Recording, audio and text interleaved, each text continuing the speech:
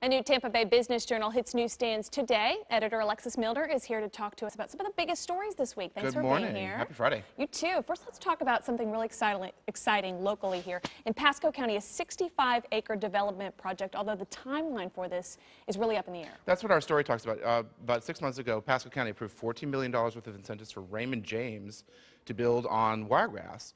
And in the process since then, it said it's going to buy Morgan Keegan, which is a $930 billion deal.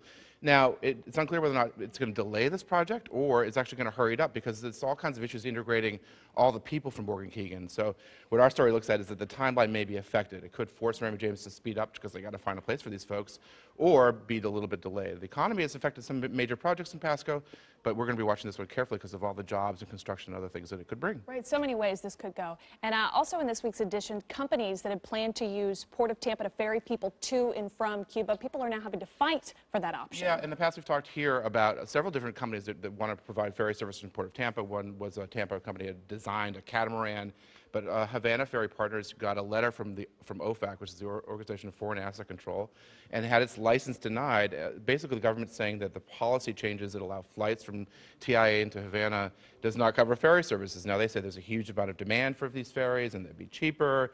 But it's very interesting because it affects U.S. policy in general, and there's a lot of interest and demand in the ferry service, and I bet it would be very popular. Interested in this one too, economic leaders here in the Bay Area looking for ways they can work together to help spur development. What can they do? Well, this is an issue that Victor Chris, who's a former Hillsborough commissioner, brought up at the Tampa Hillsborough Planning Commission. They have created a task force to look into ways that they can be more efficient with the airports. If the two airports could work together, that might force light rail. There's a lot of different economic development agencies, and sometimes the question is, are they efficient?